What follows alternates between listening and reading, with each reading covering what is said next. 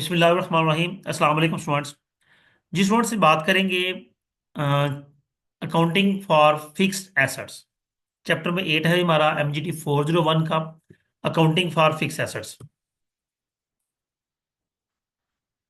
अब इसमें हमें आज बात करनी है कि जितने जो भी फिक्स एसेट्स होते हैं उनको हम किस तरह से ट्रीट करते हैं। अगर उनकी रीवैल्यूएशन होती है तो कैसे करते हैं, हमने उनकी अगर डेप्रिसिएशन करनी है तो कैसे करनी है।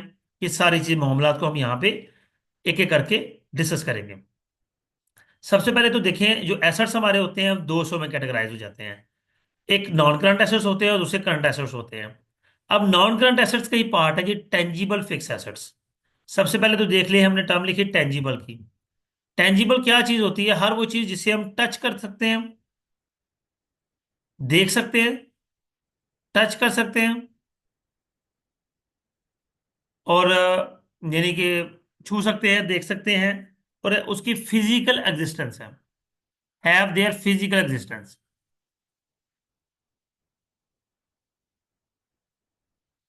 ये हमारा फिक्स एसेट है। अब इसमें क्या कुछ आ जाता है? प्रॉपर्टी प्लांट इक्विपमेंट है, ठीक है। अब इंटेंजिबल एसेट्स जो हैं ये नॉन करंट एसेट है, ये के लिए फिक्स एसेट नहीं है। तो फिक्स एसेट क्या है? Property plant and equipment is a fix tangible asset. ऊपर जितनी भी डिटेल थी उसमें सिर्फ ये एक फिक्स एसेट है, क्योंकि इसकी डेप्रिसिएशन चार्ज होगी। अब अगली टर्म उसने बात की है एक्यूमुलेटेड डेप्रिसिएशन। एक्यूमुलेट कहते हैं मजमुआ को। हम चीज को जब जमा करते हैं, मजमुआ करते हैं, तो वो एक्यूमुलेटेड डेप्रिसिएशन कहलाती है, also known as provision for depreciation. कि हम हर साल की डेप्रिसिएशन को अक्यूमुलेट करते रहते हैं, इकट्ठा करते रहते हैं और जब चाहें एक ही दफा एसेट में से माइनस कर लेते हैं। मिसाल ले लेते हैं, एक एसेट है 10,000 का, पहले साल उसकी 1,000 रुपये डेप्रिसिएशन चार्ज हुई, तो हम उसमें से माइनस नहीं करेंगे, सेपरेटली हम लिख देंगे अक्यूमुलेटेड डेप्रिसिएशन के हेड पे 1,000। एसेट हमारे पास 10,000 का रहा, हर साल उसमें 1,000 ऐड होता जा रहा है। दूसरी तरफ एसेट 10,000 का अपनी जगह पे मौजूद है। 4 साल गुजरे, 6,000 रह गया, हमने एसेट सेल आउट कर दिया, तो अब हम क्या करेंगे? पहले इसकी डेप्रिसिएशन माइनस करेंगे और फिर देखेंगे हम इसको कितने का बेच रहे हैं या कितने का ये बिक रहा है। तो ये कॉन्सेप्ट होता है क्यूमुलेटिव डेप्रिसिएशन का, कि हम क्या करते हैं कि साथ साथ डेप्रिसिएशन की अमाउंट कैलकुलेट करते रहते हैं।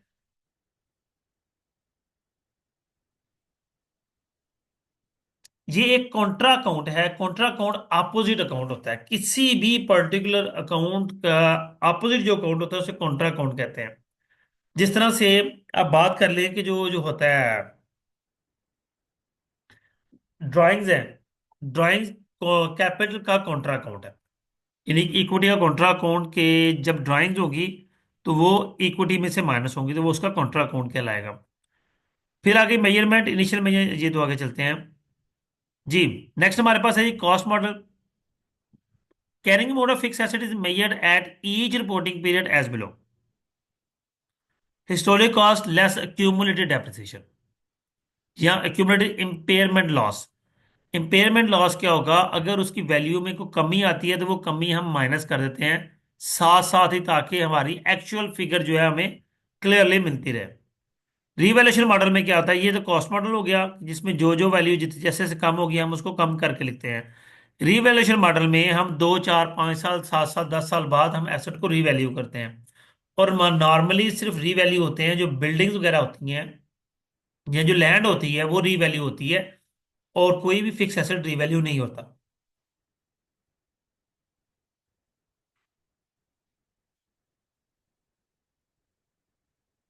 आगे चलेंगे जी। टॉपिक हमारा 118 है जी accounting for fix asset revaluation model हम बात करने लगे हैं जी। रीवैल्यूएशन क्या होती है? कि जब हम एसेट की एक फर्ज करें, एसेट है जिसकी अमाउंट 10,000 है, कॉस्ट ऑफ एसेट, हम रीवैल्यू करते हैं, पता लगता है इसकी अमाउंट 12,000 हो गई है, तो ये इसमें 10,000 तो इसकी कॉस्ट हो गई और ये 2,000 इजाफी ऐड हुआ, ये रीवैल्यूएशन अमाउंट है।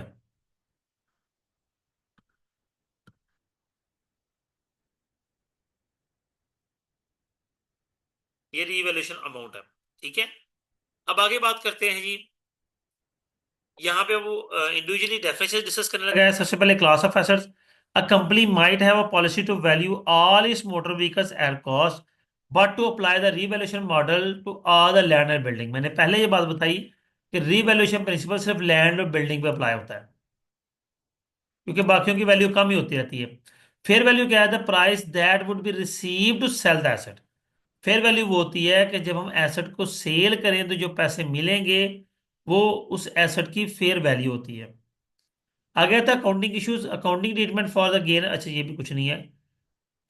Revaluation of fix assets.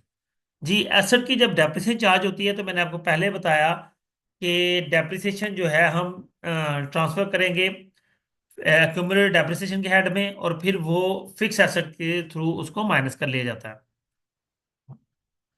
यानी कि देखें, हम अगर एंट्री करेंगे तो हम करेंगे डेप्रिसिएशन डेबिट,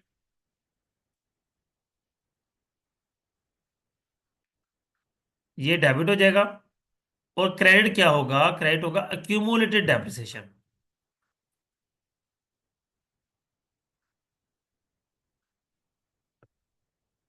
अभी जो क्यूमुलेटिव डेप्रिसिएशन है, जब इसको दोबारा से एंट्री करेंगे तो ये डेबिट हो जाएगी और फिक्स एसेट क्रेडिट हो जाएगा, जब हम इसको एसेट में से माइनस कर रहे होते हैं। जी, नेक्स्ट हम चलते हैं जी।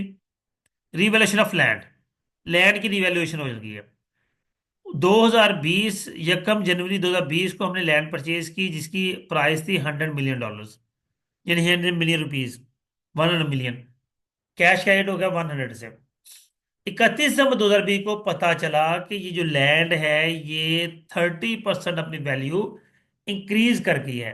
तब चूंकि इसमें ना कोई कैश का लेन देन हुआ है तो फिर कैश तो नहीं आएगा, लेकिन चूंकि लैंड की वैल्यू चेंज हुई है तो लैंड की वैल्यू तो मेंशन होगी, वो शो करवाई जाएगी। और बाकी जो है वो अमाउंट जो ₹30 है जो लैंड में इजाफा कर रहा है, ये अब देखें लैंड 130 मिलियन की होगी, ये लिखा हुआ उसने। तो बाई के 30 जो है ये रीवैल्यूएशन सरप्लस कहलाएगा। और फिर वो रीवैल्यूएशन सरप्लस जो है वो ट्रांसफर हो जाएगा लैंड की वैल्यू के अंदर, जब लैंड हम सेल कर रहे हैं ऑन 31 तो fair value of land was determined at rupees. अच्छा, लैंड की वैल्यू डिक्रीज हो गई है, तो हम जो रीवैल्यूएशन सरप्लस हमने रखा हुआ था हम उसको डेबिट करेंगे।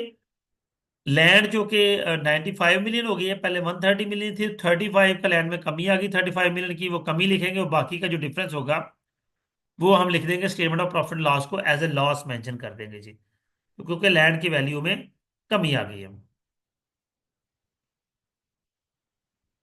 जी, टॉपिक 120 है हमारे पास, रिवैल्यूएशन ऑफ डेप्रिसिएबल एसेट्स। ऐसे एसेट जिनकी डेप्रिसिएशन चार्ज होती है। तो क्वेश्चन है यहाँ पे, एक मशीन परचेज की 100 मिलियन की 1 जनवरी को, that is to be depreciated at 10% straight line method. सालाना उस पर डेप्रिसिएशन 10% चार्ज होगी। अब 1 जनवरी को परचेज किया और 31 दिसंबर को the machine was revalue to 120। Machine जो है वो रीवैल्यू होके 120 मिलियन की हो गई है। तो इन्वेंट्री क्या पास होगी? सबसे पहले तो जो उसकी कॉस्ट है उसका 10% फॉर 2 ईयर्स 20 मिलियन आया। हमने एक्यूमुलेट डेप्रिसिएशन चार्ज कर दी 20 मिलियन, मशीन क्रेडिट हो गई। उधर से पता चला मशीन जो कि 80 मिलियन की रह गई है, लेकिन मार्केट में मशीन 120 मिलियन की हो गई है, तो 40 मिलियन का मशीन में इजाफा हो गया है रीवैल्यूएशन से, तो हम उसको रीवैल्यूएशन सरप्लस क्रेडिट मेंशन करेंगे और मशीन को 40 मिलियन से डेबिट कर देंगे। अब मशीन 120 मिलियन की हमारी बुक्स ऑफ अकाउंट्स में होगी और उसके अगेंस्ट रीवैल्यूएशन सरप्लस है हमारे पास 40 मिलियन।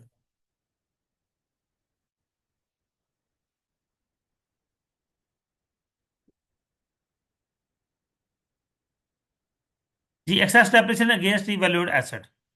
अगर हम डेप्रिसिएशन इजाफी चार्ज कर लें तो उस सूरत में क्या होगा? अब देखिए, sample company purchase machine 100 million, 10% depreciation है और 120 मिलियन की अमाउंट होगी। आएगा लिखता है वो, sample company that there is no change in the remaining useful life of revalued machine on 31 December 2022, यानी कि ये गुजर गए 2 साल। It was found that carrying amount of asset was not materially different from the fair value। यानी कि ये चीज पाई गई कि जो एसेट है वो डिफरेंट नहीं है, वो फेयर वैल्यू से मिलता जुलता ही है। अब इसमें क्या है कि 120 मिलियन का एसेट हो गया हमारा, तो अब वो 8 साल की उसने याद रह गई, पहले 10 साल थी। मैं बता दूं, वो पिछली जो कि एग्जाम्पल चल रही है, तो कॉस्ट कितनी है जी, 100 मिलियन की। जी 100 मिलियन आ गया। अब ये कॉस्ट है। तो हुआ क्या कि साल के एंड पे ये एसेट, इसकी डेप्रिसिएशन चार्ज होगी 20,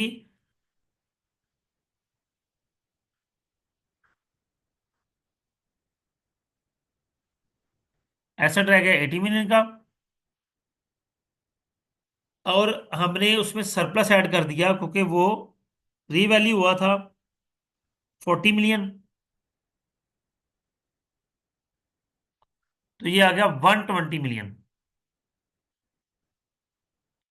अब क्या होगा कि अब चूंकि ये 2 साल की डेप्रिसिएशन तो चार्ज हो चुकी है, टोटल ईयर्स थे 10 ईयर्स, दो चार्ज हो गए तो पीछे रह गया 8 ईयर्स। अब per month depreciation per year होगी, डेप्रिसिएशन ईच ईयर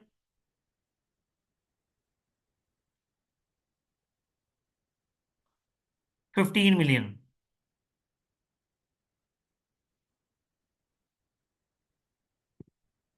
लेकिन जी ये आ गया यहाँ पे डेप्रिसिएशन एक्सपेंस 15 मिलियन, क्योंकि 120 को उसने 8 में डिवाइड किया तो 15 मिलियन आ गया, क्यूमुलेटिव डेप्रिसिएशन 15 मिलियन आ गया। On 31 December 2022 excess depreciation become the revaluation. अब जो इजाफी 5 मिलियन की डेप्रिसिएशन है वो रीवैल्यूएशन की डेफिनेशन है, डेप्रिसिएशन है। तो हम क्या करेंगे, रीवैल्यूएशन सरप्लस को डेबिट करेंगे और रिटेन प्रॉफिट को क्रेडिट कर देंगे 5 मिलियन से, कि इतना हमारा प्रॉफिट हो गया।